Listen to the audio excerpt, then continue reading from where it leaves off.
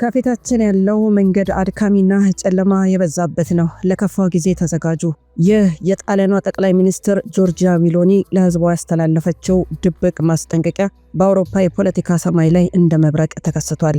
ሜሎኒ በግልጽ ባልተናገሩት ነገር ግን በምልክት በታጀቡ ንግግሮቿ 2025 የመከራ መጀመሪያ፣ 2026 ደግሞ የዓለም ህዝብ የማይቀረውን እውነት የሚጋፈጥበት ዓመት እንደሚሆን ፍንጭ ሰጥታለች። ነገር ግን ጥያቄው ሜሎኒ ህዝቧን እየታገለች ነው ወይስ በዓለም ሀያላን ታላቅ ድራማ ውስጥ እንደ ተዋናይ ሆና ነው? ከአልፓይን ተራሮች ባሻገር ታዋቂው ዘ ኢኮኖሚስት መጽሔት በሚያወጣቸው ሚስጥራዊ የሽፋን ምስሎችና በሀያላኑ የዝግጅት ክፍሎች ውስጥ አንድ ትልቅ ወጥመድ እየተገመደ ነው። ኢትዮጵያችንንም ይጨምራል። ይህ የወጥመድ ገመድ ይወጥመድ በባሩድና በሰይፍ ሳይሆን በረቀቀ ዲጂታል ሰንሰለት የተሰራ ነው። እንደ አውሮፓውያኑ የዘመን ቀመር 2026 በታሪክ ገጾች ላይ የሚመዘገበው የሰው ልጅ ነጻነት ለቴክኖሎጂ የበላይነት እጁን የሚሰጥበት፣ ማዕከላዊ ባንኮች ኪሳችንን የሚቆልፉበትና ዲጂታል መታወቂያዎች እንደ እስር ቤት ቁልፍ የሚያገለግሉበት የታላቁ ዳግም ዝግጅት The Great Reset መፈጸሚያ ዓመት ሊሆን ይችላል። በዚህ ዘገባችንም ከሜሎኒ አስፈሪ ንግግሮች በስተጀርባ ያሉትን ሚስጥራዊ አጀንዳዎች፣ የሀያላኑን የዲጂታል መጠምዘዣ ስልቶችና ለምን 2026 የዓለምን ካርታ ለዘላለም እንደሚቀይር በጥልቀት እንመረምራለን። ወደ ጨለማው ዋሻ ውስጥ ለመግባት ተዘጋጅታችኋል ወይ ነው ጥያቄው። ሰላም፣ ጤና፣ ፍቅር፣ በረከት ተመኘንላችሁ ውድ ቤተሰቦቻችን በያላችሁበት የዓለም ዳርቻ ሁሉ እንደምን ቆያችሁን። እንግዲህ እንዳለመታደል ሆኖ ዕለት ዕለት የምንገናኝበት ርዕሰ ጉዳይ በጣም አስጨናቂ ነው። ቢሆንም ግን ጊዜያችንን የሚዋጅ የሚያነቃን ስለሆነ ይህንን ነገር መሸሽ መፍራት የለብንም፣ መጋፈጥ ነው ያለብን። በተለይ ደግሞ ከእግዚአብሔር ጋር በመጣበቅ ማለት ነው። መጪው ጊዜ አስፈሪ እንደሆነ እንግዲህ ሀያላኑ አንድ ነገር አፈንድተዋል። አውቀው ነው ወይስ አይደለም የሚለውን ነው በዚህ ዝግጅት የምንፈትሸው። በተለይ ደግሞ ኢትዮጵያችን በጣም እዚህ ጉዳይ ላይ እንደውም ቀድማ እንደገባችበት እያየን ነው። ስለዚህ ይሄ ነገር እንዴትስ ነው ማምለጥ የምንችለው? ምንድነው የሚያመጣው ለውጥስ? የጣሊያን ጠቅላይ ሚኒስትርስ ምንድነው መናገር የፈለገችው የሚለውን አብረን ነው የምንፈትሸው። ሀሳብ አስተያየታችሁ እጅግ በጣም ይጠቅመናልና በኮሜንት መስጫው ላይ የልባችሁን ብትነግሩን ደስ ይለናል። ሮማን ጸጋዬ ነኝ ከአክሱም ቲዩብ። ሰናይ ቆይታ ይሆንላችሁ። ልዩ የምርመራ ዘገባ ነው እንግዲህ የመረጃ 2026 የዲጂታል ባርነት ወይስ የሰው ልጅ ነጻነት ማብቂያ የሚለውን ነው መጀመሪያ ልነግራችሁ የምፈልገው። የጣሊያኗ ጠቅላይ ሚኒስትር ጆርጂያ ሜሎኒ ድብቅ መልእክቶችን አስተላልፋለች እና ቃላቷ ተራ የፖለቲካ ንግግሮች አይመስሉም። ሜሎኒ 2025 መከራ ነው፣ 2026 ደግሞ የባሰ ይሆናል ስትል ለዓለም የምታስተላልፈው መልእክት በሁለት መንገድ ይተረጎማል እና አንድ ጠቅላይ ሚኒስትር ለህዝቡ የዜና ያህልስ ማስፈራራት አለበት ወይ የሚለውን ነገር ወደ አእምሯችሁ ሰዱት። አንደኛው የሉዓላዊነት ጥሪ ነው ሊሆን የሚችለው። ሜሎኒ የአውሮፓ ህብረትና ዓለም አቀፍ ተቋማትን የሀገራት ነጻነትን እየነጠቁ መሆኑን በመቃወም ህዝቧን ለከፋ የኢኮኖሚ ጫና እንዲዘጋጅ የምትመክርበት ነው። ሌላው የፍርሃት ድባብ ነው። ተቺዎች እንደሚሉት ሜሎኒ ይህንን ንግግር የምትጠቀመው አሉ ህዝቡን በስጋት ውስጥ በመክተት ይበልጥ በብሔርተኝነት ስሜት እንድትቆጣጠረው ነው ብላ ትላለች እና አንዳንድ መሪዎች ስልጣናቸውን ፈቀቅ ማድረግ ሲፈልጉ ህዝቡን በሽብር ነው የሚጠምዱትና ተቺዎቿ ያሉት እንግዲህ ይሄ የፍርሃት ድባብ ነው፣ ህዝቡን የበለጠ ስጋት ውስጥ ለመክተት ፈልጋ ነው ይሄን ነገር ያወራቸው ነው እያሉ ያሉትና ለመሆኑ የሀያላኑ ዲጂታል መጠምዘዝ ምንድነው የሚለውን እኔ መጀመሪያ የዓለም ሀያላን G7 የዓለም የኢኮኖሚ ፎረም እና ግዙፍ የቴክኖሎጂ ኩባንያዎች 2026ን እንደ ወሳኝ ዓመት የፈረጁበት በአጋጣሚ አይደለም። ለረጅም ዓመታት ሲሰራበት የነበረ ነገር ነው። ልብ በሉ። አገራትና ህዝቦችን የሚጠመዝዙባቸው 3 ዋና ዋና መሳሪያዎች አሏቸው። በደንብ እንድታሰምሩበት ፈልጋለሁ ወደ ቤተሰቦቻችን። አንደኛው ዲጂታል መታወቂያ ነው። እኛ ሀገራውን የተጀመረው ማለት ነው። ይሄ መታወቂያ ምቾት ይመስላል። ምቾት በሚሰጥ ስም የሚሆን ነው። በውስጡ ግን የሰው ልጅን እንቅስቃሴ በሙሉ የመቆጣጠር አቅም ያለው ነው። አንድ ሀገር ይሄንን ካልተገበረች ከዓለም አቀፍ የፋይናንስ ስርዓት ትገለላለች። ለምሳሌ በቻይና ያለው የዜጎች ማህበራዊ ክሬዲት ስርዓት ወይም ደግሞ እነሱ እንደሚሉት ሶሻል ክሬዲት ሲስተም አሁን ወደ አውሮፓና አሜሪካ በረቀቀ መንገድ እየመጣ ነው። በ2026 ይህ ስርዓት ከጤናና ከጉዞ ሰነዶች ጋር ይጣመራል ማለት ነው። ሁለተኛው ማዕከላዊ ባንክ ዲጂታል ገንዘብ ነው። እነሱ እንደሚሉት CBDC ይሉታል በምህጻረ ቃሉ። በ2026 ብዙ አገራት የወረቀት ገንዘብን በማስቀረት ካሽለስ በማድረግ ዲጂታል ገንዘብን ብቻ ተግባራዊ ለማድረግ እያቀዱ ነው። ይህም ማለት ምን ማለት ነው? መንግስት ያንተን ገንዘብ በፈለግከው ጊዜ ፍሪዝ የማድረግ ወይ ደግሞ ከዚህ ቀን በኋላ አይሰራም ብሎ የመሰረዝ ፍጹም ስልጣን ይኖረዋል ማለት ነው። 2026 ለምንድነው የዚህን ያህል የተፈራው? የዘ ኢኮኖሚስት ትንበያም አለ። ዘ ኢኮኖሚስት ትንበያውን ባለፈው መረጃውን አድርሻችሁ ነበረ። ቀድሞ በዋዜማው ዓመታትን እየተነበየ ሚስጥራዊ የሆኑ ምስሎችን ያጋራል ታዋቂው መጽሔት ዘ ኢኮኖሚስት ማለት ነው። የሽፋኑ ምስሎች ለ2026 የሚያሳዩትን ትርጉም አውርተን ነበር ከናንተ ጋር ማለት ነውና አንደኛው ፍጹም ትክክል የሚመስሉ ነገሮች አሉ። ሰርቬይላንስ ሰው ሰራሽ አስተውሎት AI ለምሳሌ በሰዎች የግል አስተሳሰብ ላይ ሳይቀር ተጽዕኖ የሚያሳድርበት ደረጃ ላይ ይደርሳል ብሎ ተናግሯል። ሌላው የኢነርጂ ቀውስ እንደሚኖር ተናግሯል። ዘ ኢኮኖሚስት ሆም ብሎ የሚፈጠሩ የኃይል እጥረቶች የዓለምን ሕዝብ ለመግታት አዳዲስ አስገዳጅ ሕጎች እጅ እንዲሰጥ ለማድረግ የሚያገለግሉ ማለት ነው። ሌላው የጨለማው ቡድን ሚና ነው። ዘ ዳርክ ግሩፕ የሚባለው ወይም ደግሞ ሻዶ ገቨርንመንት የሚሉት እነዚህ አካላት ዓለምን ወደ አንድ ማዕከላዊ አመራር ኒው ወርልድ ኦርደር አክሱም ሁል ጊዜ ትኩረት ሰጥቶ የሚሰራበት ኒው ወርልድ ኦርደርን ለመውሰድ 2026ን እንደ ትልቅ የሽግግር ዓመት ነው እየተጠቀሙበት ያሉት ማለት ነውና ስለዚህ ታላፉ ዳግም ዝግጅት እና የ2026ቱን ወጥመድ ነው አሁን የምናየው ማለት ነው። The Great Reset ምንድን ነው? ይህ እቅድ በዓለም የኢኮኖሚ ፎረም WEF መሪ በክሎዝ ሸዋብ አማካኝነት የቀረበ ሲሆን ዋና መፈክሩም ምንም ነገር አይኖርህም ግን ደስተኛ ትሆናለህ የሚል ነው ማለት ነው። ይሄም ማለት ምን ማለት ነው? የግል ንብረት ያከትማል ማለት ነው። መኪና፣ ቤት፣ አልፎ ተርፎም የምንለብሳቸው ልብሶች በኪራይ ወይ ደግሞ በደንበኝነት ብቻ የሚገኙበት ስርዓት ይገነባል ማለት ነው።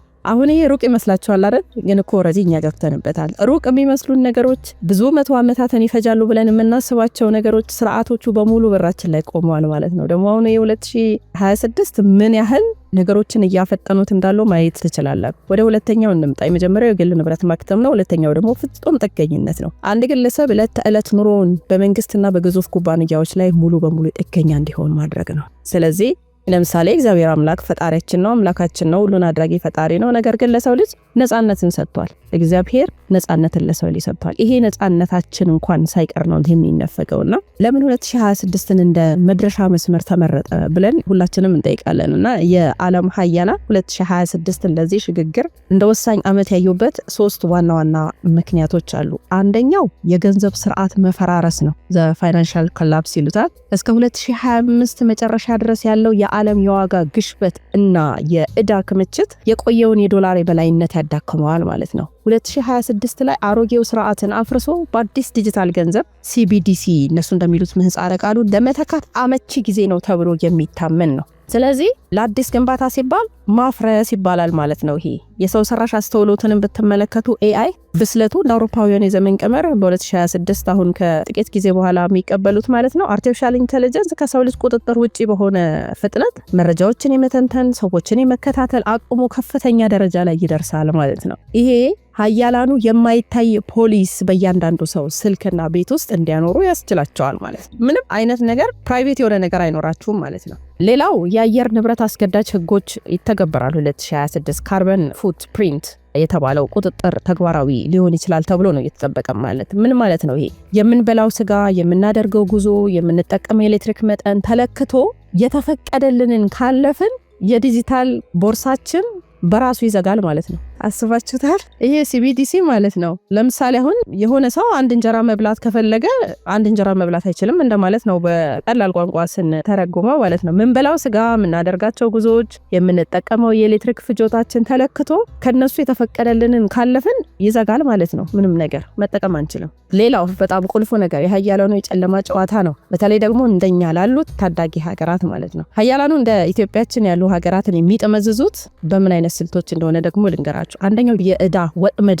በነገራችን ላይ ወደዚህ ሳንገባ ግለሰቦችን ወይ ደግሞ ማህበረሰብ የአንድ ሀገር ህዝብን ብቻም ሳይሆን አንድን መንግስት እንደ ሀገር አንድን ሀገር ራሱ እነዚህ አካላት አንድን ሀገር ነዳጅሽን አታውጪ የማለት አቅም አላቸው። ይህን ነገር እንዳትጠቀሚ፣ ኤሌክትሪክ የዜና ያልተጠቀሚ መንግስታት እነዚህ ሀያላን ይህንንም ማዘዝ ይችላሉ። እኛ ማህበረሰቡ ላይ ወይ ህዝቡ ላይ የሚጣለው ወጥመድ ብቻ ሳይሆን እንደ ሀገር ለምሳሌ አሜሪካ ኢትዮጵያን እንደፈለገች ማድረግ ትችላለች እንደማለት ነው። ለምሳሌ የዕዳ ወጥመድን እናንሳ። ብድር ለመሰረዝ ወይ ደግሞ አዲስ እርዳታ ለመስጠት ዲጂታል መታወቂያንና የአካባቢ ጥበቃ ህጎችን እንደ ቅድመ ሁኔታ ማስቀመጥ ነው። ሌላው የቴክኖሎጂ የበላይነት ነው። የአንድን ሀገር ወሳኝ መሰረተ ልማቶች ለምሳሌ ከላይ እንዳልኳችሁ መብራት፣ ባንክ፣ መገናኛ በራሳቸው ሶፍትዌር እንዲንቀሳቀስ በማድረግ ማለት ነው። ከዛ አገሪቱ እምቢ ካለች ስዊቹን እንግዲህ አንድ ቁልፍ መጫን ነው የሚጠበቅባቸው። ከዛም በኋላ ሀገሪቱን ሽባ ማድረግ ይችላሉ ማለት ነው። ሌላው የጆርጂያ ሜሎኒ ስውር ሚና ደግሞ እንፈትሸው። ይሄ በጣም ጥልቅ ሚስጥር ነው በነገራችን ላይ። ምናልባትም ከዩቲዩብ ላይም ሊያወርዱት ይችላሉ። ይሄንን ፕሮግራም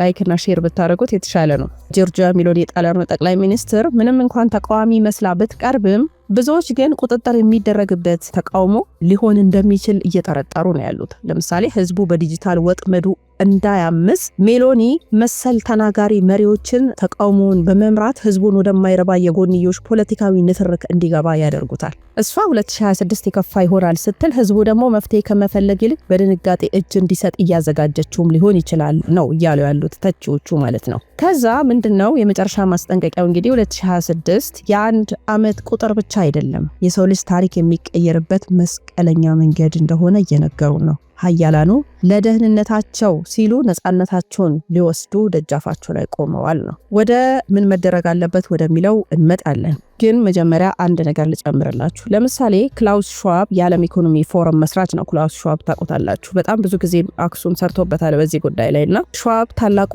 ዳግም ዝግጅት ግሬት ሪሴቲንግ በሚለው መጽሐፉና በንግግሮቹ ላይ የወደፊቱን ዓለም ሲገልጸው ምን ብሏል? አራተኛው የኢንዱስትሪ አብዮት የያዝነውን ዕቃ ወይም ደግሞ የምንሰራውን ስራ ብቻ ሳይሆን እኛነታችንን ማንነታችንን ነው የሚቀይረው ብሏል። ይሄ ምን ማለቱ ነው? ይሄ ንግግር በሰው ልጅ አካል ውስጥ ቴክኖሎጂን የመቅበር ይሄ ማይክሮቺፕ እንደምንለውና የሰው ልጅን ከማሽን ጋር የማዋሃድ እቅድ እንዳለ ፍንጭ ይሰጣል።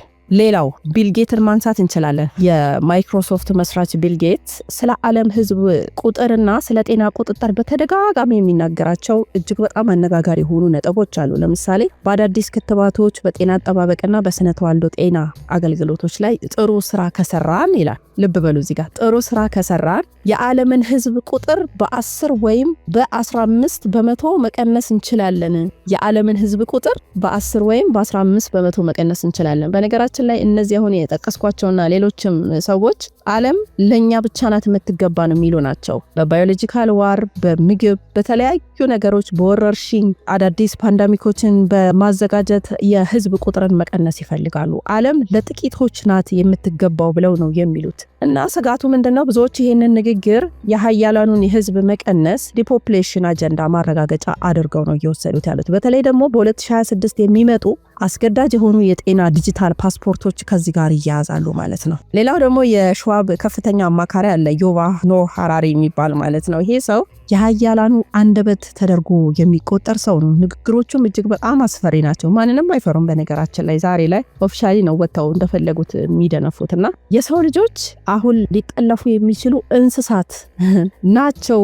ነፃ ፈቃድ ፍሪ ዊል የሚባል ነገር አብቅቶለታል ብሎ የተናገረ ሰው ነው። አያችሁ እንዴት አድርገው ሊተበትቡን እንዳሰቡ። ምን ማለት ነው ይሄ? በዲጂታል ዳታ በባዮሜትሪክ መረጃዎች አማካኝነት ሰዎች ምን እንደሚያስቡ፣ ምን እንደሚመርጡ ከራሳቸው በላይ ስርዓቱ አስቀድሞ የሚያውቅበት ደረጃ ላይ መድረሱን የሚያበስር ነው ይሄ የሱ ንግግር ማለት ነው። የሸዋብ አንደበት የሚባለው ከፍተኛ አማካሪው ማለት ነው። ሌላውስ የሮክፌለር ፋውንዴሽን ነው። ስለ ሮክፌለር በጣም ብዙ ጊዜ አክሱም ሰርቶበታል። እንደ አውሮፓውያኑ የዘመን ቀመር በ2010 የወጣው ይህ ሰነድ ሎክስቴፕ ጥናት ማለት ነው። ወደፊት ስለሚመጣው ዓለም አቀፍ ወረርሽኝና መንግስታት ስለሚወስዱት እርምጃ እንደዚህ ይላል። ወረርሽኙ ባለፈ ቁጥርም ቢሆን ይሄ ከላይ ወደ ታች የሚደረግ ጥብቅ የመንግስት ቁጥጥርና አምባገነናዊ መመሪያዎች ይቀጥላሉ፣ ይባሱንም ይበረታሉ ይላል። ማስረጃው ደግሞ ይሄ ጥናት ከ15 ዓመት በፊት የተጻፈ ቢሆንም አሁን እያየ ነው ያለ ነው የዲጂታል ቁጥጥርና የሰላማዊ ሰልፍ ክልከላዎች በዝርዝር አስቀምጦታል ማለት ነው።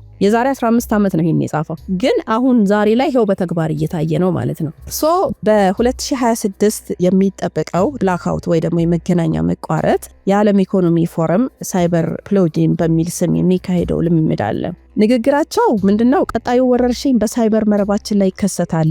ኢንተርኔትና የባንክ አገልግሎት ለሳምንት ሊቋረጥ ይችላል። ልብ በሉ፣ ኢንተርኔትና የባንክ አገልግሎት ነገሮች ሁሉ ካሽለስ ከሆኑ እኮ ሄዳችሁ ማውጣት ምንም ነገር አትችሉም። በስልካችሁ ብቻ ነው ማዘዝ የምትችሉት። ስለዚህ ምንድነው የሚሆነው? ኢንተርኔትና የባንክ አገልግሎት ለሳምንት ሊቋረጥ ይችላል። ያለ ኢንተርኔትና ያለ ባንክ አገልግሎት የሰው ልጅ ህይወት እንዴት ነው የሚቀጥለው? ምክንያቱም ምንም አይነት ነገር መግዛት፣ መሸጥ፣ መለወጥ ወይ ደግሞ ሄዳችሁ ሕክምና ማግኘት ምንም ነገር ማድረግ አትችሉም ማለት ነው። ስለዚህ ድብቅ ዓላማው ምንድነው? ይሄ ከተከሰተ ህዝቡ በድንጋጤ ውስጥ ሆኖ አዲሱንና ጥብቅ የሆነውን ዲጂታል መታወቂያና የመንግስት ቁጥጥር እንደ ብቸኛ መፍትሄ እንዲቀበል ለማድረግ ነው ይሄን የሚያደርጉት ማለት ነው። ወደ ማጠቃለያው እንምጣ። የሰንሰለቱን ደግሞ መገጣጠም እንየው። የጆርጂያ ሜሎኒ 2026 የከፋ ይሆናል የሚል ማስጠንቀቂያ፣ የቢል ጌትስ የጤና አጀንዳ፣ የክሎብ ሽዋብ የኢኮኖሚ ዳግም ዝግጅትና የሐራሪ ሰውን የመጥለፍ ፍልስፍና ሁሉም በአንድ ቦታ ላይ ነው የሚገናኙት። የመጨረሻው ጥያቄ ዓለም ወደዚህ አስፈሪ አቅጣጫ እየሄደች ከሆነ እኛ እንደ ግለሰብና እንደ ሀገር የመቋቋሚያ ስልጣን ወይ ደግሞ the power of resistance አለን ወይ ነው። የሚቀጥለው እርምጃ ምንድን ነው የሚሆነውት ነው። ምንም እንኳን የሀያላኑ ሴራና የዲጂታል ወጥመድ እጅግ አስፈሪ ቢመስልም በዓለም ዙሪያ በሚሊዮኖች የሚቆጠሩ ሰዎችና አንዳንድ ሀገራት ይህንን የባርነት ስርዓት ለመቃወም በዝግጅት ላይ ናቸው። በነገራችን ላይ እነዚህ ሀገራት ምንድነው እያደረጉ ያሉት? የመረጃ አብዮት ነው። አንደኛው ኢንፎርሜሽን ዋርፌር ማለት ነው። የሀያላኑ ትልቁ መሳሪያ ህዝቡን በድንቁርናና በፍርሃት ውስጥ ማቆየት ነው። ስለዚህ የንቃት እንቅስቃሴዎች ያስፈልጋሉ። እንደ the great reset ያሉ አጀንዳዎችን በማጋለጥ ህዝቡ ለዲጂታል መታወቂያና ለሲቢዲሲ እምቢ እንዲል ማድረግ እንደ ሀገራት ነው እንግዲህ ምላችሁ። ሁለተኛው ገለልተኛ ሚዲያ ነው። በግዙፍ ኩባንያዎች እንደ ጉግል ወይ ደግሞ ፌስቡክ የማይታገዱ አማራጭ የመረጃ ምንጮችን መጠቀምና እውነታውን ማሰራጨት። እንግዲህ ይሄ በሀገር ደረጃ የሚደረግ ነው። ሌላው የገንዘብ ሉዓላዊነትን ማስከበር ነው። ፋይናንሻል ሬዚስታንስ ማለት ነውና መንግስታት ገንዘብን እንዳይቆልፉብን ማድረግ የምንችላቸው ተግባራዊ እርምጃዎች ወደ ተጨባጭ ሀብት መዞር፣ እንደ ሀገርም ዲጂታል ቁጥጥር ሊያጠፋው የማይችለውን ሀብት መያዝ፣ ለምሳሌ መሬቶች፣ ከብቶች፣ ወርቆች፣ ለምግብነት የሚሆኑ ምርቶችን ማለት ነው። ሌላው ጥሬ ገንዘብ ነው፣ ካሽ መጠቀም ነው። እንግዲህ ይህን ካሽለስ አይደለም ማድረግ የፈለጉት። ስለዚህ አንድ ሀገር ይህንን መጋፈጥ የምትችል ከሆነ ይሄ ካሽለስ የሚለውን ነገር ታቆማለች ማለት ነው። ዲጂታል ግብይት ላይ ብቻ ጥገኛ አለመሆን ማለት ነው። ለምሳሌ ጥሬ ገንዘብ እስካለ ድረስ መንግስት እያንዳንዱን ግዢህን ዝርዝር ለማወቅ ይቸገራል ማለት ነው። እነዚህ ዓለም አቀፍ የሆነ ቁጥጥር ሊያደርጉ የሚችሉ ያቺ ሀገር ይሄንን የምታደርግ ከሆነ ያንን ነገር ማወቅ አይችሉም ማለት ነው። ቢትኮይን አንደኛው ነው። በማዕከላዊ ባንክ የማይታዘዝና ማንም ሊቆልፈው የማይችል የገንዘብ አማራጭ ሆኖ እያገለገለ ያለ ነውና አንዳንድ ሀገራት አሁን ይህንን ነገር ወደ ስራ ሊገቡበት ነው። እነሱ ያመጡትን ይህንን ሰንሰለት ለመበጣጠስ አንዳንድ ርቀቶችን እየሄዱ ነው። ሌላው ዲሴንትራላይዝድ ማህበረሰቦችን መፍጠር ነው። በ2026 የሚመጣውን ጫና ለመቋቋም ትናንሽ ራሳቸውን የቻሉ ማህበረሰቦችን መፍጠር ወሳኝ ነው። እንግዲህ የምግብ ዋስትና ለምሳሌ የራስን ምግብ ማምረት ወይ ደግሞ ከአካባቢ ገበሬዎች ጋር ቀጥተኛ ትስስር መፍጠር፣